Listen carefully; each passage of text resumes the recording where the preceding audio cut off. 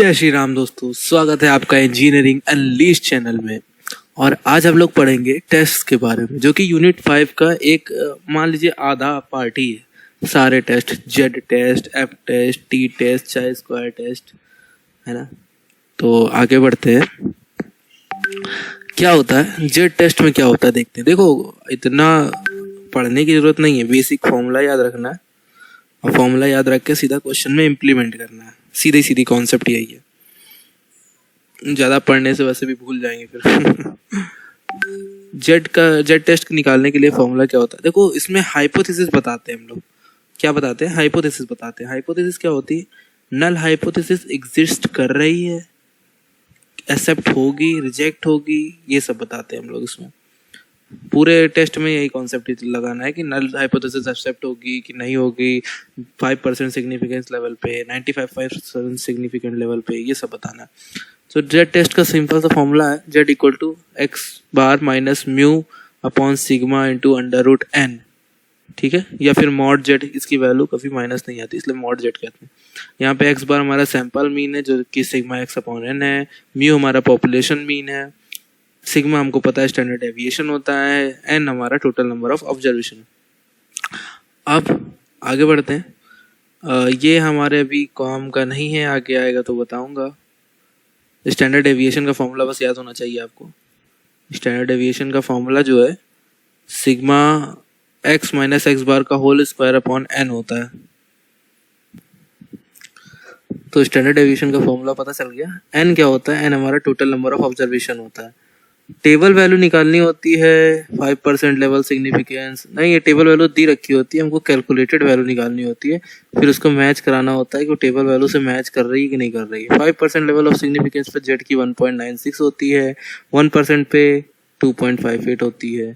और तो कुछ देखना हो तो हम लोग को उसमें दिए होगे, क्वेश्चन में दिया रहता है। आगे बढ़ते हैं। जेड टेस्ट पे ज़्यादा क्वेश्चन नहीं आते, इस वजह से इसके बारे में बात भी कम की जाती है। आएगा तो आप फॉर्मूला बेस कर लेंगे। जो जरूरी है हमारा टी टेस्ट। टी टेस्ट ये है हमारा उन सैंपल्स के लिए होता है जो 30 से कम हो, है ना, जिसमें साइज, सैंपल साइज जो वो 30 से कम हो। सिंपल सा फॉर्मूला इसका भी एक्स, यहाँ पे क्या था फॉर्मूला? यहाँ पे था sigma upon under root N, ठीक है। यहाँ पे खाली चेंज होके क्या हो गया? Sigma upon under root N minus 1। बाकी फॉर्मूला पूरा सेम है, ठीक है। और ये क्या हो गया? अगर एस लेके चलेंगे तो हमारा हो जाएगा S upon under root N. Sigma upon under root N minus 1 होगा, और जब एस के टर्म में दिया होगा तो S upon under root N होगा, ठीक है।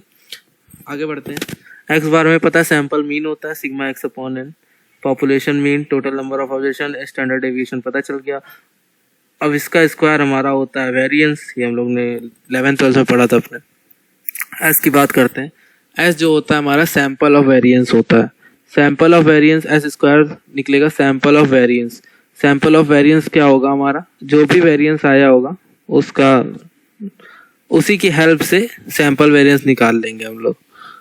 आगे बढ़ते हैं। Sigma x minus X bar का होल स्क्वायर, ये सम ऑफ स्क्वायर ऑफ डेविएशन है। हमें चार्ट बनाना पड़ेगा। ये टेस्ट 2 नंबर में पूछा जाता है कि कौन सा ऐसा टेस्ट है जो कि सिर्फ n लेस देन 30 के लिए वैलिड है, तो वो हमारा टी टेस्ट है। T test for single samples. अब हमें दिया हुआ है और सैंपल साइज 16 यूनिट, n की वैल्यू 16 हो गई, हैविंग 53 एज मीन, 53 मीन हो गया, ठीक है। And sum of sequence of sum of square deviation is 135। आगे बताएंगे। ये लिखा हुआ sum of square deviation X minus X bar का होल स्क्वायर। सारी वैल्यू दे रखी है हम लोग को। Difference mean population, if population mean is 56, also find confidence level at 95%, ठीक है। तो हमें ये सैंपल लेके चलना है और हमें बताना है कि इसमें जो है जो वैल्यू आएगी वो एक्सेप्ट होगी, नल हाइपोथेसिस की रिजेक्ट होगी। तो एन हमारा 16 है। 16 अगर लेस देन 30 है तो हाँ ठीक है, टी टेस्ट लगेगा। टी टेस्ट का फॉर्मूला लगाया, दोनों देख लिया कौन सा लगेगा। हमारे पास वैल्यू क्या क्या है? एक्स बार है, एन है, म्यू है, और सम ऑफ वेरिएंस ऑफ स्क्वायर है, मतलब sigma x minus X bar का होल स्क्वायर है। तो जब sigma x minus X bar का होल स्क्वायर है तो हम लोग क्या निकाल सकते हैं? हम लोग निकाल सकते हैं उसका एस वाला फॉर्मूला यहाँ पे यूज करेंगे। एक्स माइनस एक्स बार का होल स्क्वायर 1/35, 16 माइनस 1, ठीक है। इससे हमारा 3 आ गया।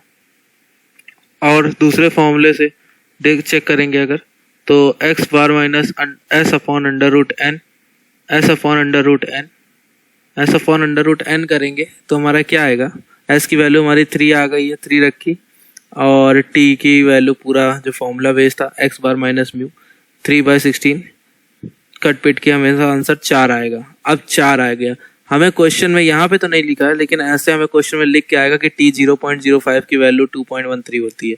हमें ये देखना होता है कैलकुलेटेड वैल्यू टेबल वैल्यू से कम आ रही कि ज़्यादा आ रही। अगर टेबल वैल्यू से कैलकुलेटेड वैल्यू कम आ रही है तो नल हाइपोथेसिस एक्सेप्ट हो जाएगी। अगर कैलकुलेटेड वैल्यू टेबल वैल्यू से ज़्यादा आ रही है, मतलब ऐसे समझिए, कैलकुलेटेड मतलब सी, टेबल मतलब टी। अगर सी छोटा है ना, अगर सी छोटा है टी से तो हमारी एक्सेप्ट होगी। क्या एक्सेप्ट होगी? नल हाइपोथेसिस एक्सेप्ट होगी। अब ये अगर ये कंडीशन ऐसे हो जाएगी, नंबर्स अल्फाबेटिकल ऑर्डर में देखे तो सी तो छोटा ही है ना, बड़ा कहाँ है, तो यहाँ पे हमारी रिजेक्ट हो जाएगी। समझ पा रहे हैं जो कह रहा हूँ मैं? ठीक है। 4 2.13 तो यहाँ लिखा हुआ है T calculated value is greater than T calculated value is greater than table value at 5% level of significance. The null hypothesis rejected. Difference is significant. आगे बढ़ते हैं, दूसरा इसी पार्ट में जुड़ा हुआ था कॉन्फिडेंस लेवल लिमिट एट 95%। तो ये बहुत रेयर है, बहुत ही कम पूछा जाता है, फिर भी एक बार देख लीजिए। डायरेक्ट फॉर्मूले में, ये वाला फॉर्मूले में हमें सारी वैल्यू रख देनी है, हमारा आंसर आ जाएगा जो भी आएगा। आगे बढ़ते हैं, दूसरा क्वेश्चन, सेम क्वेश्चन, सीधा सीधा वैल्यू रखने वाला। कैलकुलेटेड वैल्यू टेबल वैल्यू से छोटी है कि बड़ी है? कैलकुलेटेड वैल्यू बड़ी है टेबल वैल्यू से, तो क्या होगा? तो ये हमारा फिर रिजेक्ट हो जाएगा, है ना। कैलकुलेटेड वैल्यू टेबल वैल्यू से बड़ी है तो क्या होगा? टेबल वैल्यू से बड़ी है तो क्या होगा? तो ये रिजेक्ट हो जाएगा। सिंपल सी बात है। आगे बढ़ते हैं। अब इसमें पूछा गया हमसे कि the 9 items having sample having the following values this does mean of the difference significantly with assumed mean 47.5। ये देखो t 0.05 की वैल्यू दे रखी है, तो 47.5 assumed mean मतलब म्यू दिया हुआ है, हम लोग को म्यू दिया हुआ है। ठीक है, आगे बढ़ेंगे। सिग्मा एक्स निकाल लिए, सारे वैल्यू निकाल ली, एन निकाल ली, टी 0.05 हमको पता है। हमें अब यहाँ पे फॉर्मूला अपने मन से लगाना था, सिग्मा वाला फॉर्मूला हमने यूज किया यहाँ पे, तो सिग्मा लगाया, एक्स माइनस एक्स बार। ये कैसे निकला? एक्स हमारे पास था, एक्स बार हमने निकाल लिया, एक्स माइनस एक्स बार कर दिया, फिर उसका स्क्वायर कर दिया। अब इसका हमें सिग्मा चाहिए होता है, यहाँ पे चाहिए, तो ये सिग्मा हम यहाँ पे यूज कर लेंगे। एन आ गया 54.89।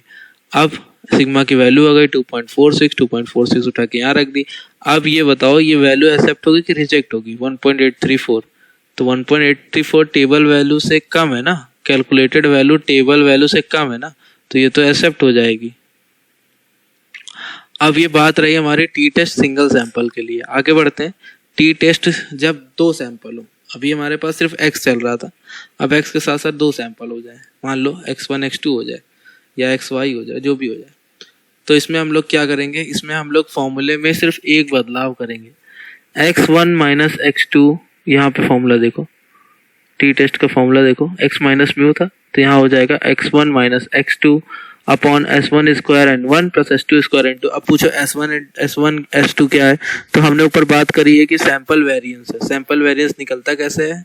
ये सैंपल वेरिएंस का फॉर्मूला है, सिग्मा x1 माइनस x1 बार का whole square upon n1 minus 1। ठीक है, s1 स्क्वायर s2 स्क्वायर दोनों अलग अलग निकलेंगे जब अलग अलग डिफरेंट टर्म दिए होंगे। ठीक है, खाली वैल्यू बदलेगी, n1 n2 सब वैल्यू बदल जाएंगे। ये भी n30 के लिए यूज होता है। सबसे ज्यादा जो फॉर्मूला यूज करेंगे वो हम लोग यूज करेंगे क्योंकि हमें अक्सर x जो है सेम देखने को मिलेगा। तो जब x देखने को सेम मिलेगा तो s स्क्वायर का निकालने के लिए फॉर्मूला लगाएंगे n1 sigma 1 square plus n2 sigma 2 square upon n1 plus n2 minus 2। ठीक है, अब हमारे पास यहाँ क्वेश्चन दिया हुआ है, 2 सैंपल है, having the following result type 1 type 2। ये दिया हुआ है साइज इन दोनों का, ये सैंपल मीन, ये स्टैंडर्ड डेविएशन, सब कुछ हमें क्वेश्चन में दिया हुआ था। हमें एस वाले फॉर्मूले में इसको पुट अप करना था। n1 दिया हुआ था, ठीक है 8, n2 दिया हुआ था 7, ठीक है, सिग्मा 1 स्क्वायर, ये सिग्मा 1 था इसका स्क्वायर, ये सिग्मा 2 था इसका square upon n1 plus n2 minus 2। ठीक, अभी सैंपल मीन की बात नहीं हुई, सैंपल मीन की बात हम बता रहे हैं कहाँ पे होगी, जब हम लोग निकालेंगे एक्स बार x1 माइनस x2, ये देखो x1 बार माइनस x2 बार निकाला हमने, तो यहाँ पे सैंपल मीन का यूज हो, सब कुछ उठा के फॉर्मूले में रख देंगे। एस कॉमन क्यों ले लिया यहाँ से ये बताएंगे, क्योंकि दोनों जो है एक ही टेबल की बात हो रही ना, यहाँ एक्स वाई अलग अलग नहीं है, समझ रहे हो, एक्स वाई अलग अलग नहीं बोलना है, दोनों सेम सैंपल की बात हो रही है। तो एस हमने कॉमन ले लिया, एस कॉमन ले लिया, फॉर्मूले में लगा दिया, 9.935 आ गई 9.935। अब ये 9.935 से हम लोग ये देखेंगे कि ये कैलकुलेटेड वैल्यू है, ठीक है, 9.395 और हमारी टेबल वैल्यू होगी कुछ, तो टेबल वैल्यू और कैलकुलेटेड वैल्यू में फ़र्क कितना है, तो हम उसमें फ़र्क देखेंगे कि भाई much much much greater than है। तो हमें पता है सी जब बड़ा हो जाएगा टी से तो क्या होगा, रिजेक्ट हो जाएगा। क्या रिजेक्ट हो जाएगा, नल हाइपोथेसिस रिजेक्ट हो जाएगी, डिफरेंस सिग्निफिकेंस रहेगा। समझ में आ गया होगा अच्छे से, नहीं समझ में आया तो वीडियो को रिवर्स करके दोबारा से देख लीजिए। आगे बढ़ते हैं। अब हमारा सबसे इंपॉर्टेंट टेस्ट आता है, देखो एक टेस्ट ये इंपॉर्टेंट था, टी टेस्ट फॉर 2 सैंपल्स, एक टेस्ट ये इंपॉर्टेंट है, चाय स्क्वायर टेस्ट। तो चाय स्क्वायर टेस्ट क्या होता है, चाय स्क्वायर टेस्ट ये भी फॉर्मूला बेस्ड है, सबसे सरल होता है समझने के लिए। अगर आप राइट ब्रेन पर्सन है तो सबसे सरल होता है समझने के लिए, राइट ब्रेन वालों को जल्दी समझ में आती है ना चीजें। Chi square test sigma F naught minus F E का whole square upon F E. अब यहाँ पूछो एफ ओ एफ ई क्या है, तो एफ ओ हमारी होती है ऑब्जर्व फ्रीक्वेंसी, एफ ई हमारी होती है एस्टिमेटेड फ्रीक्वेंसी, ठीक है। अभी इसका एक 100% बढ़िया वाला क्वेश्चन बताऊंगा, जो मतलब ज़्यादातर ही पूछा जाता है, शायद मैंने इस PDF में ऐड किया होगा, नहीं किया होगा तो फोटो दिखा के बता दूंगा। Sigma F naught minus F E का whole square upon F E, ठीक है। इसको इस तरीके से भी कुछ किताबों में लिखा जाता है। आगे बढ़ते हैं, डिग्री ऑफ फ्रीडम निकालना है n-1 करके। अब कंडीशन हमें पता है, null hypothesis calculated value table value से छोटी तो क्या होगा, एक्सेप्ट होगा, कैलकुलेटेड वैल्यू टेबल वैल्यू से बड़ी तो क्या होगा, रिजेक्ट होगा, 1% लेवल ऑफ सिग्निफिकेंस पे, ठीक। एक कोई डाइस है वो 276 बार फेंका गया, डाइस थ्रोन 276 टाइम्स, ठीक है, और there are faces obtains are, ये उनके फेसेस है, ये उनकी फ्रीक्वेंसी, तो ये हमारा एफ फ्रीक्वेंसी फॉर एफ है, ठीक है, ऑब्जर्व्ड फ्रीक्वेंसी, एस्टिमेटेड फ्रीक्वेंसी। अब ये बताओ एस्टिमेटेड फ्रीक्वेंसी हमने निकाली कैसे, एफ ई हमने निकाली कैसे। सिंपल सा पॉइंट अगर आप हिट कर गए हो यहाँ पे, तो एफ ई कुछ नहीं होता, एफ ई हमारा मीन टाइप का वर्क करेगा, समझ रहे हो।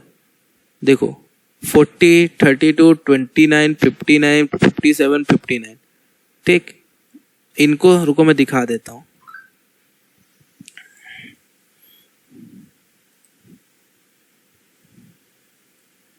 इधर देखो हमारे पास क्या क्या है, हमारे पास है 40 plus 32 plus 29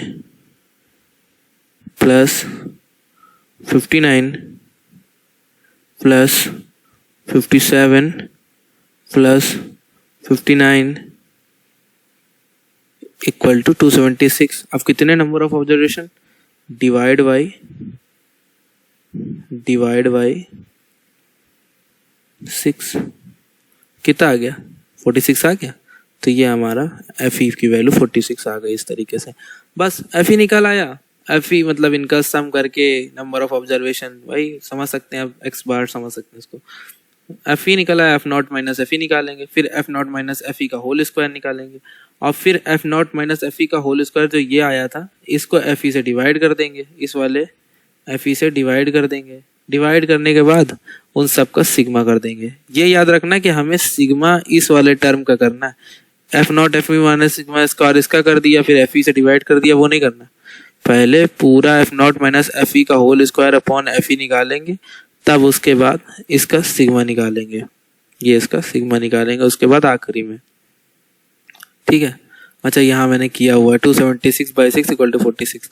F naught minus F E का होल स्क्वायर पूरा सॉल्व किया, 21.3 आ गया। अब चाय स्क्वायर टेस्ट जो आया हमारा वो 21.3 आया, ठीक है। Sigma F naught minus F E का whole square upon F E, 21.3 आया। अब कैलकुलेटेड वैल्यू से टेबल वैल्यू छोटी है तो क्या होगा, अब सी जो है वो छोटा हो गया है, सी बड़ा हो गया है टेबल वैल्यू से, तो क्या होगा, सी बड़ा हो ही नहीं सकता, तो ये भाई रिजेक्ट हो जाएगा। सी हमेशा छोटा है, ए बी सी डी, पहले सी आएगा फिर टी आएगा। अगर सी छोटा होता तो रिजेक्ट एक्सेप्ट हो जाती, अगर सी बड़ा है तो रिजेक्ट हो जाएगी। ठीक है, इसको हम लोग बायज स्टेटमेंट में कहेंगे, शायद क्वेश्चन में पूछा गया था। हाँ, the whether is test whether dice is biased. हाँ, तो डाइस बायस्ड है। क्यों बायस्ड है, क्योंकि भाई वो टेबल वैल्यू में एग्जिस्ट ही नहीं करता है। 5% लेवल ऑफ सिग्निफिकेंस, ये जरूर लिखनी, ये लाइन आपको जरूर लिखनी है। एक बार वो क्वेश्चन आप गलत कर देंगे, आखिरी में ये लाइन सही लिख देंगे तो फिर टीचर दे के नंबर दे देता है। अब दूसरा क्वेश्चन सेम चीज, 90 टाइम्स डाइस फेंका गया, चाहे स्क्वायर निकालो। अब बताओ कि hypothesis the dice unbiased, dice unbiased है, ये बताओ। एक्स चाहे स्क्वायर की हमें वैल्यू दे रखी 0.05 की। ठीक है, अब हमें ये बताओ 90 बार डाइस फेंका गया, 90 टाइम्स डाइस फेंका गया, 90 टाइम्स डाइस फेंका गया। अब हमें एफ ई और एफ नॉट पता लगाना है। एफ नॉट तो दिया हुआ था क्वेश्चन में, 10, 12, 15, 16। फिर एफ ई क्या होगा, एफ ई हमने बताया था इसका sum divided by number of terms, तो 15 आ गया। F naught minus F E निकाला, F naught minus F E इसका होल स्क्वायर निकाला। फिर इस वाली वैल्यू को एफ ई से डिवाइड करा दिया, फिर जो एफ ई की वैल्यू आई उनका सम कर दिया, जो सम करके आएगा वो हमारा 4.66 आएगा। अब ये बताओ, ये थी टेबल वैल्यू, ये कैलकुलेटेड वैल्यू, तो भाई सी हमेशा छोटा हो गया भाई टी से, तो सी हमेशा छोटा है टी से, तो ये एक्सेप्ट हो जाएगा। क्या होगा, null hypothesis accepted and difference is not significant. जब एक्सेप्ट होगा तो डिफरेंस नॉट सिग्निफिकेंट होगा, जब रिजेक्ट होगा तो डिफरेंस सिग्निफिकेंट होगा। हाँ, ये अनबायस्ड स्टेटमेंट है क्योंकि टेबल वैल्यू के अंदर ही आ रही कैलकुलेटेड वैल्यू। ये हमारा मोस्ट इंपॉर्टेंट क्वेश्चन, जो क्वेश्चन की बात कर रहा था मैं कि वीडियो में पढ़ा होगा दिखेगा तो बताऊंगा। अब हमें क्या दिया हुआ है, अब हमें एफ ई, हमें इस तरह का टेबल दिया होगा। सबसे जरूरी बात है कि ये भाई पूछा जाएगा और पूछा जाता भी है, भले डाटा चेंज हो जाए, क्वेश्चन चेंज हो जाए, लेकिन इस तरह का चार्ट जरूर बन के आएगा। ये वाला मैंने खुद बनाया, यहाँ टोटल तक का बन के आता है। करना क्या है, हमें ऑब्जर्व वैल्यू दे रखी होती, एफ ई वैल्यू निकालनी होती। सिंपल सा तरीका है। अब ये चार्ट देखो, 30, 160, 140, 460, अटैक्ड, नॉट अटैक्ड, टोटल, चारों तरफ टोटल दिया हुआ है। अब इधर का भी हम लोग टोटल पूरा कर लेंगे। 790 जोड़ो इधर से भी आएगा, 790 जोड़ो इधर से भी आएगा। करना क्या है, ये हमारी ऑब्जर्व फ्रीक्वेंसी हो गई, 30, 160, 140 और 460। अब हमें निकालना है एफ ई। एफ ई कैसे निकलेगा, अगर एफ ई हमें निकालना है, मान लो किसका, मान लो हमें अटैक्ड इन और इनॉकुलेटेड का, ठीक है, पढ़ नहीं पा रहा हूं मैं, अटैक्ड और इनोकुलेटेड का निकालना है, तो क्या करेंगे, 30 प्लस 160 इधर जोड़ेंगे, 30 plus 140 multiply by 30 plus 160 multiply by 30 plus 140 divided by total. Total कितना आया, टोटल हमारा 790। जो भी आएगा वो इस वाले टर्म का एफ ई होगा। फिर से समझो, इनॉकुलेटेड अटैक्ड का हमको निकालना है, तो क्या करेंगे, इसका अगर एफ ई निकालना है, इस वाले टर्म का एफ ई निकालना है, तो इसका मल्टीप्लाई करेंगे इससे और इसका मल्टीप्लाई करेंगे इसी के नीचे वाले से, और दोनों को ऐड करके टोटल से डिवाइड कर देंगे, तो हमें इसका एफ ई मिल जाएगा। ठीक है, बिल्कुल रटना नहीं है, समझ लेना है। अगल बगल से मल्टीप्लाई और टोटल वाले से डिवाइड। यहाँ पे ब्लू पेन मजा नहीं आ रही चलाने में। हाँ, अगल बगल से मल्टीप्लाई और टोटल से डिवाइड। तो देखो, जूम कर देता हूँ मैं, यहाँ पे देखो दिख रहा होगा, 30 प्लस 160, 30 प्लस 140 डिवाइड बाई 75, तो ये हमारा ये एफ ई आ गया पहला। फिर अब अगर 160 मान लो नॉट अटैक और इनॉकुलेटेड का निकालना था, इनॉकुलेटेड का, तो क्या करेंगे, अब 160 into 460 plus 160 into 30, 160 into 30 plus 160 into 460 divided by total 790, 149.1 आ गया। ठीक, अब हमें 460 का निकालना था, तो 460 इंटू 140, 460 इंटू 160 और डिवाइडेड बाई 790, टोटल आ गया इसका 460 वाले का। फिर इसका 140 का, तो 140 इंटू 30, 140 इंटू 460 डिवाइड बाई 790, इसका आ गया। बस हमें ये चीज़ टेबल में ये चीज़ समझ में आ गई। अब सीधा क्या करना है, एफ ओ मिल गया, एफ ई मिल गया, पूरा फॉर्मूला उठा के रख देना है। कैलकुलेटेड वैल्यूज छोटा है बड़ा है वही बताना पड़ेगा, और बता देंगे कि स्टेटमेंट बायस्ड है कि अनबायस्ड है। तो इसी तरीके से हमारे सारे टेस्ट कवर होते हैं इसमें, इस वीडियो में। कोई डाउट हो तो आप कमेंट करके पूछ सकते हैं। Thank you from engineering unlist.